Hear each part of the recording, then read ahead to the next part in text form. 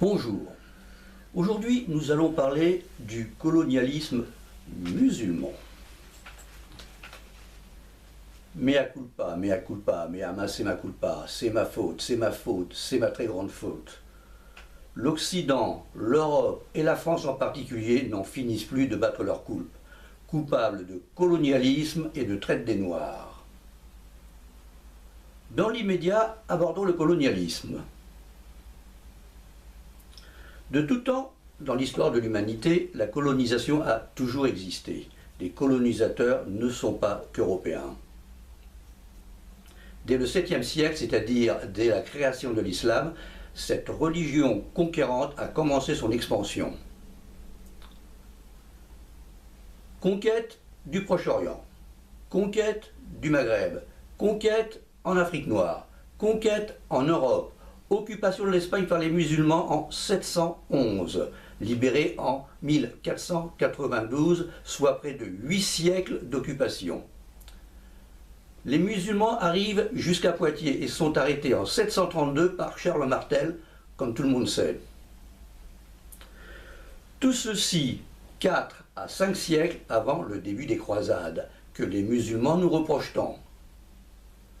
Au XIe siècle, colonisation également en Asie et jusqu'en Chine et le sous-continent indien. Jamais nous n'avons entendu une quelconque repentance de la part des musulmans pour toutes leurs conquêtes et leurs longues années d'occupation. Au contraire, ils en sont très fiers. L'Empire ottoman, les Turcs. L'Empire ottoman a duré de 1299 jusqu'à 1923, soit 624 années.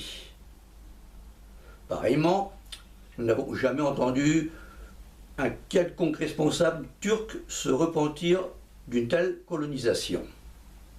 Bien au contraire, le président turc Erdogan déclare vouloir recomposer l'Empire ottoman, rien de moins. Comme nous pouvons le constater, le colonialisme musulman n'a rien à envier au colonialisme européen. Aussi, il faut en finir avec cette repentance. Non. Malgré des épisodes détestables, certes, nous pouvons être globalement fiers de notre histoire.